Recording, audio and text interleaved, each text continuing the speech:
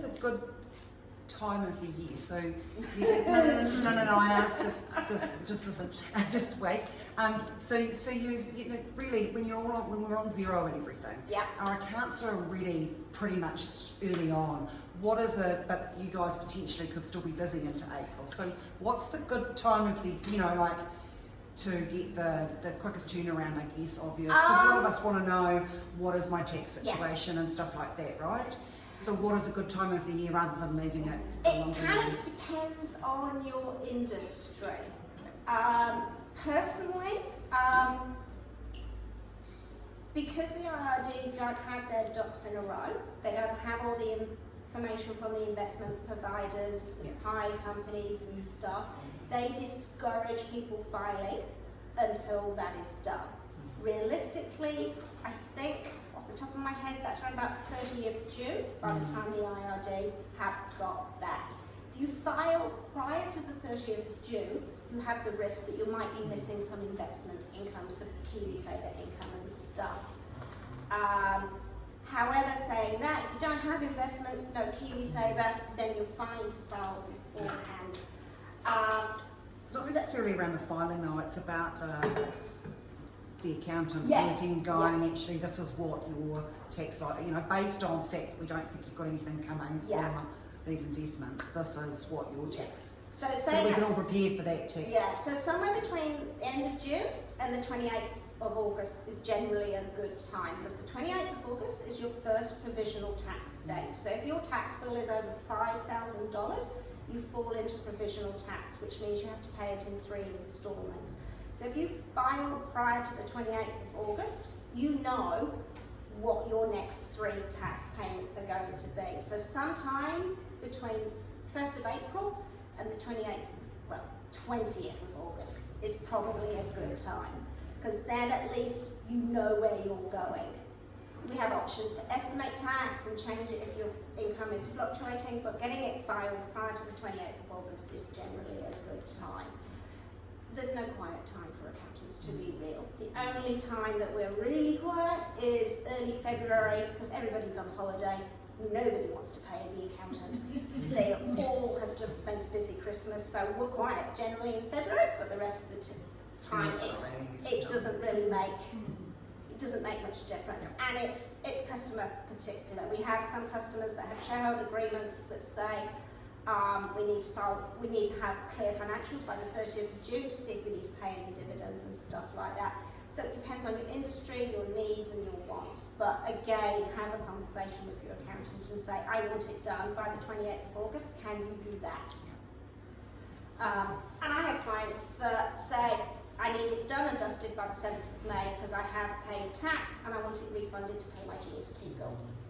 So you've got all sorts of things going on, and I can't give you an absolute answer. You will have seen the wizard slide earlier. We can kind of make good estimates based on what we know and your business. However, we love it when we have the piece of paper. So, but when they come in, put them somewhere safe. Save them to Dropbox, Google, to your software system, to Xero or whatever. We like to have the 31st of March bank statement, so we know the figure we're looking at in your software is correct. Bank feeds drop off during the year, and we can't always tell. Big issue with credit cards back in the day, not so much now, but it's always super nice to have those 31st of March bank statements and credit card statements, loan statements, all that stuff. If you have kept a logbook in some sort, shape or other, have that somewhere safe as well. That way we can say, oh look, your percentage claim is 35%. It's gone up from last year when it was only 20%. So yay, 25%, sorry. Count your stock. If you've counted your stock, don't just give us a figure. Give us the piece of paper or document that shows us how you got to that figure. We frequently get sent Excel spreadsheets. They add lines at the bottom. Those don't get counted in to their automatic formula. Not always is that figure correct, so we check it and make sure that the numbers are real. Your big dollar items that you've spent, again, we love it if we get those fixed asset invoices. The main reason is if the IRD come and ask us questions is, did you really spend 80,000 on that crappy car? And we go, yes you did, here's the invoice. If you've taken out loans or finance or hire purchase, we need that agreement. There's interest to be claimed on it, and there's a liability to recognise. We can't magic that one out of thin air. And here we are. Moving swiftly on. This is when I have to ask a question. So when you do the zero thing, is that the end of your talk reader? Because there's just one aspect I think might be quite good to cover off. Which one was that? The how much people, because Oh, we're just having this okay. conversation before new people in business, how much they should be putting aside, and I know you do have a slide on it somewhere. I do. Okay, I'll come through to that. How much longer have I got? About 5 to 10 minutes. Okay, cool. Does everybody who uses Xero? Cool. I'll show you a couple of ways to attach this information into Xero so that you can just tell your accountant where to find it. You will need to tell them it's there because they may not go looking for it. So I'll come back to that in a minute. Hopefully my things work. These are the apps. This is a good logbook app. And this is software. HubDoc is a good way for, I'll try and show you this. It's a document filing storage for your purchases that's synced with Xero. It reads documents for you too. Yes, it does. And once you've set it up, it just remembers it. That's HubDoc, was it? HubDoc. Yes. It comes free with Xero. Oh, yeah. Oh, nice. There we go. How much money do you put aside for your tax? Nobody ever really knows when they start in business how much money they should be putting aside in that lovely savings account that you've all not got. So, you don't get paid annual leave, you don't get paid sick leave. You are your business, so you have to cover yourself for that business. So, if you had an employee, 8% of their wages would cover their annual leave. So start putting 8% aside to cover it for when you're sick. That allows you to be 4 weeks sick a year. If you're going to be sicker than that, then increase it. Annual leave, if you want to go on holidays for more than 4 weeks a year, sorry, I've got my things muddled up, that's 8%. Sick leave, 4% covers you for 10 days sick leave a year, so put 4% aside if you think you're going to be sick for 10 days. ACC will vary depending on your industry. So if you're a lot in the log industry, it's a much higher ACC bill, but for you guys, I'd say a fairly low risk. So that's 1%. So this is 8% of the money coming in? Yes. Right, thank you. Every invoice. Every invoice before GST. Because, well, I don't know if other people do this, but I have a tax pot bank account and I have a GST bank account, and every invoice that comes in, I take the GST and put it in the GST, and then I take the third off Yeah. and I Perfect. put it in the tax, Nice. and then there's usually leftovers in the tax at the end of the year, but it's there in case. Yeah, Have a better budget. that than the other way around. Oh yeah, because we've had a few people over the time that have got pulled out of that. Yeah, business. Well, I was just saying to Susan before, but you know this Yeah. better. For that first 2 years in business, you don't pay tax and stuff, and so people think, oh, I've earned all this money, I'll spend all this money, and then they get a massive tax bill. And I've had business associates that have then had to take out a personal loan to pay the IRD, which is never going to be a good idea. I can cover off some things there that might help. Sorry, yeah? Just on top of that, have you heard of Profit First? Yes. Yes. Oh my God. Which is great. It's accommodating for that, just putting in jars, you can do twice a month. Right, okay, cool. Nicky, I was just going to say the other thing on there that isn't listed, but depending on your industry, there might be some kind of professional indemnity insurance that you need to pay. And if you're someone like me, that's like $2,000 or more, it's quite a big number, and again, it's something to factor in there. Just on the divvying up of whatever money comes into tax and GST and things,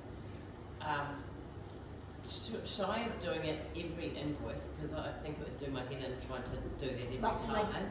weekly, Monthly. or 2 monthly when you do your GST return.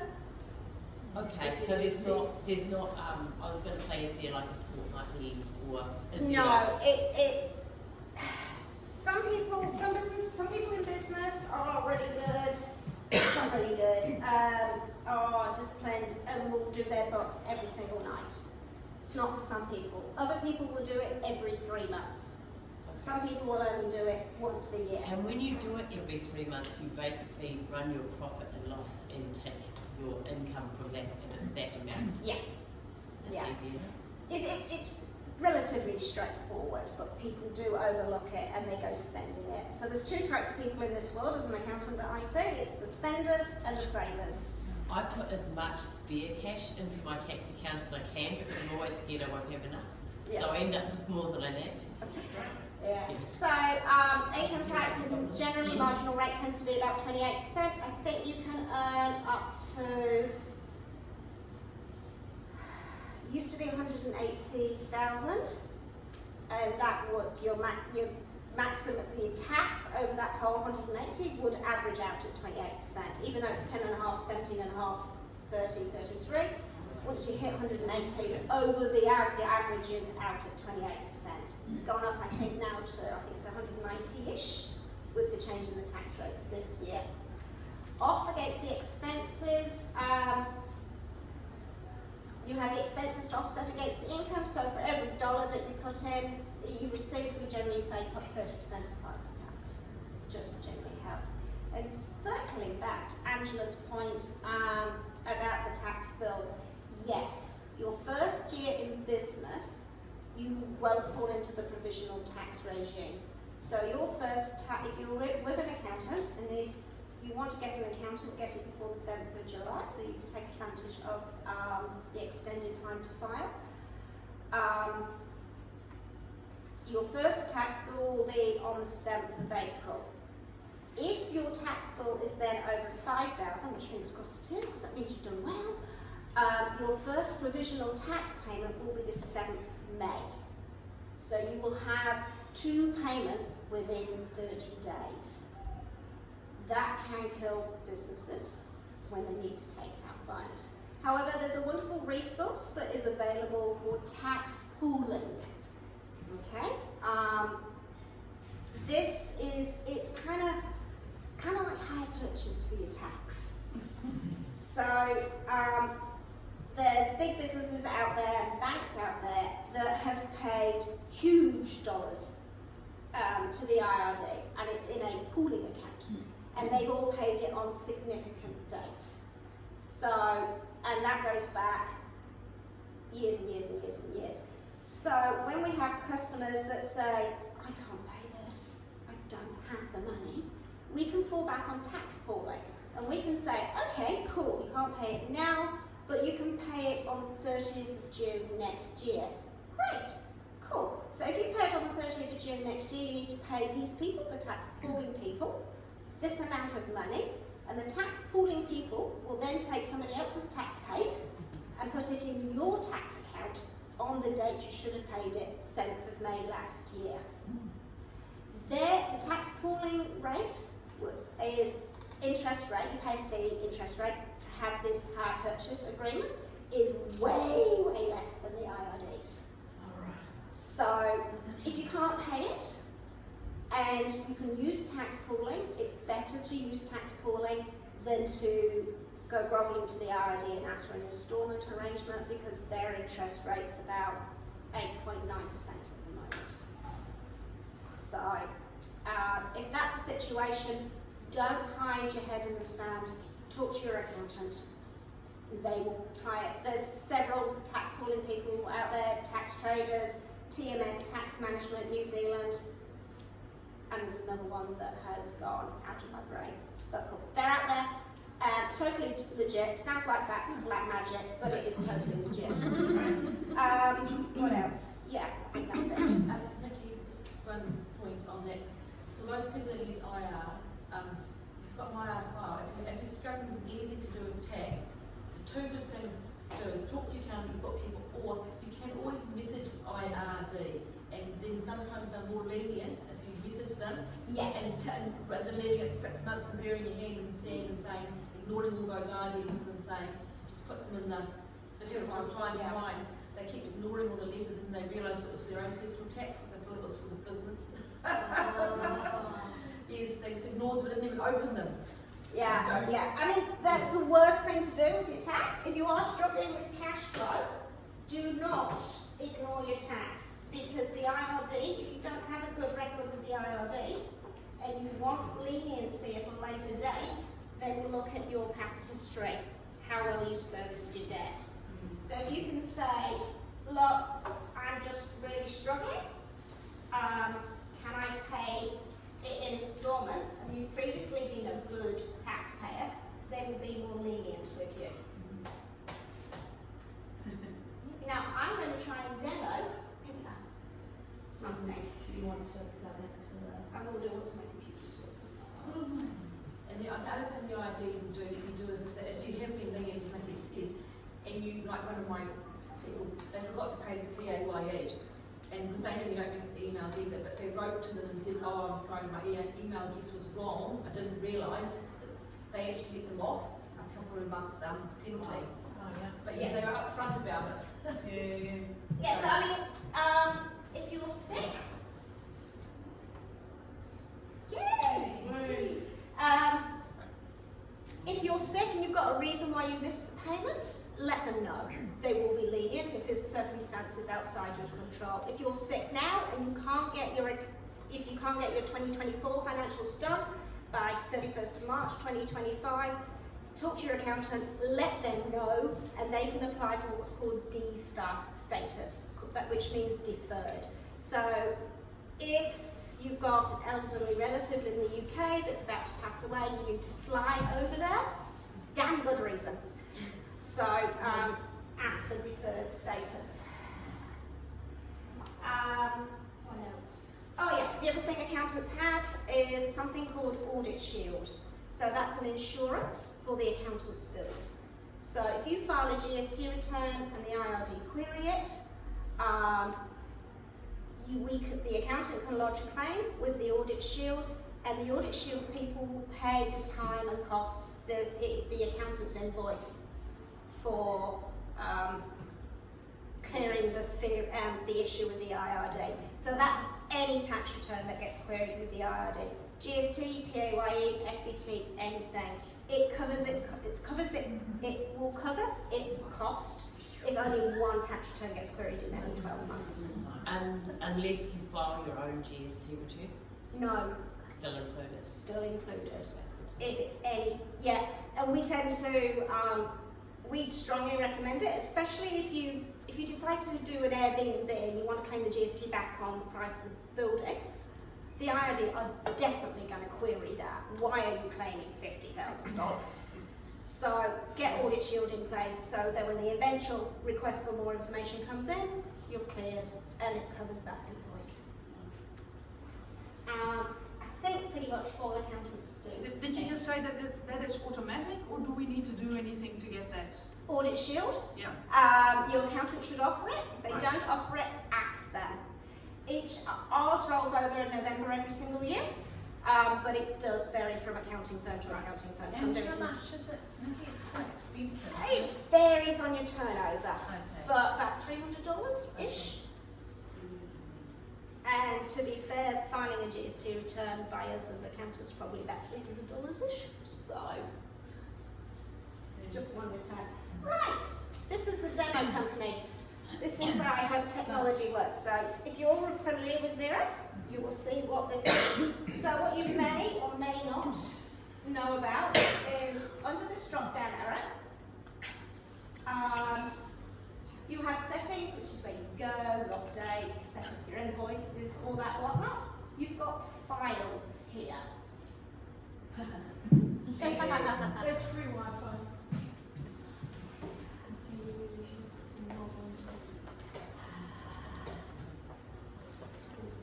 Yeah, it was connected.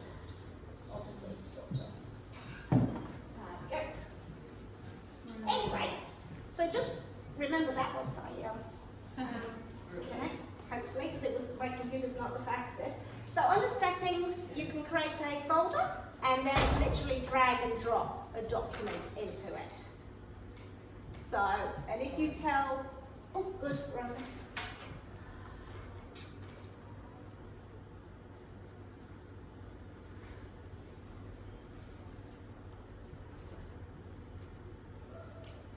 Don't you love it when you have technology and it doesn't go according to plan?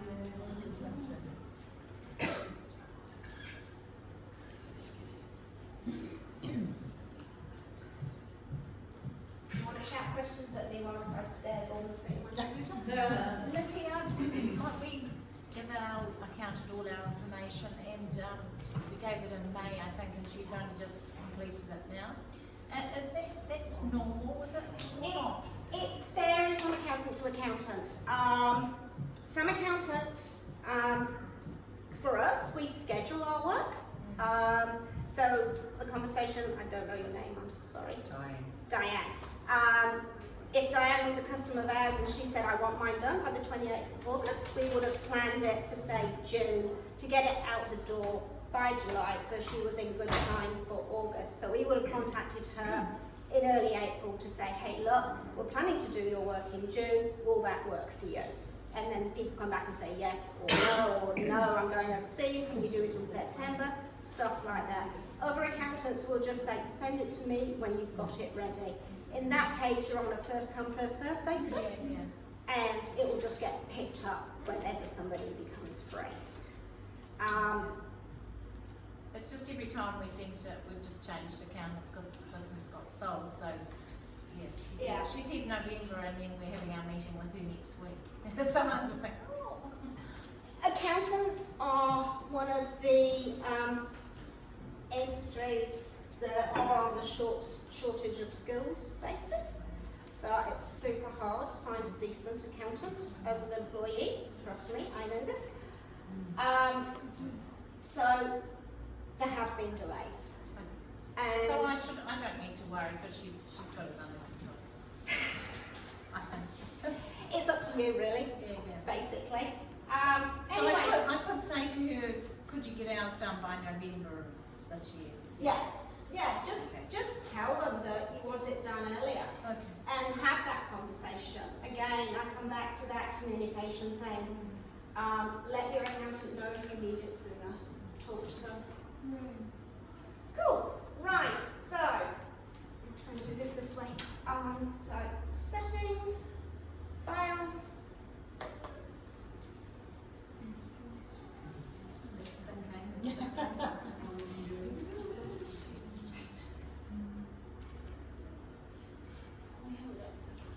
Here, I've got some sample documents. They are redacted because I don't want you to see my customers' names.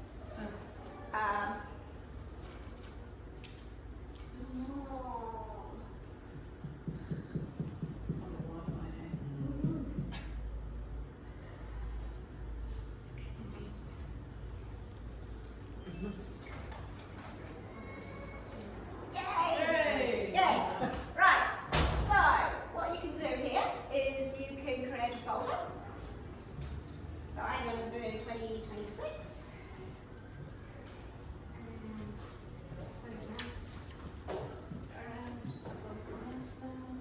Save. Okay, so I've got 2025, 2026. In here I've got my little scan documents. So I'm going to say, here Mr. and Mrs. Accountant, this is for that year. And it's in there. Oh, that's good. It's easy. Isn't there an email you can send to zero Yeah. dot dot Yeah, dot dot? yeah, that'll be in, I don't know And your finals, yeah, I usually look at final on them. Yeah. So just tell your accountant that you've put all those hire purchase agreements, the 31st of March bank statements, your stock count in your files. The other thing that you can do is oh no, we're going. Is here. Let's find something here. So this is, if you're not using Xero, this is, if you go to account transactions, you can find previous transactions that you coded. So if we go to this one, okay, and then I'll go to the original invoice. So anything that's blue, underlined, you can find the link to. You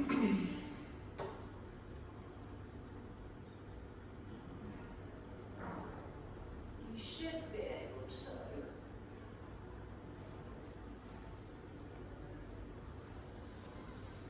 Oh, you stupid. Oh, it's sales. I'm sorry. My bad.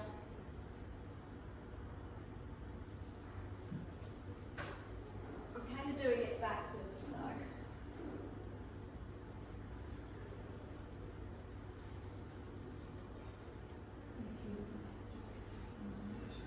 Yeah, no, there we go. Spent. That's it. In here, you can do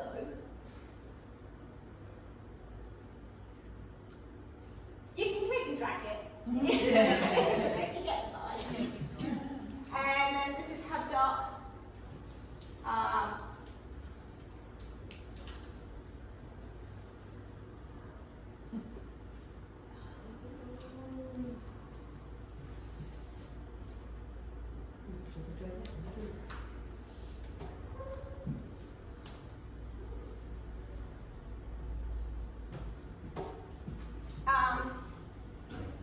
So it's got all invoices in here. So you literally click and drag into HubDoc. You tell it down here where you want it to sit in Xero. Wrong button.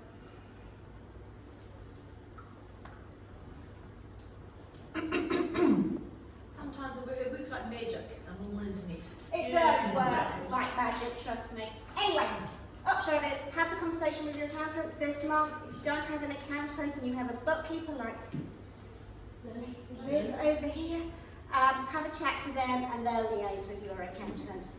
Get your shit ready now. And it will make you go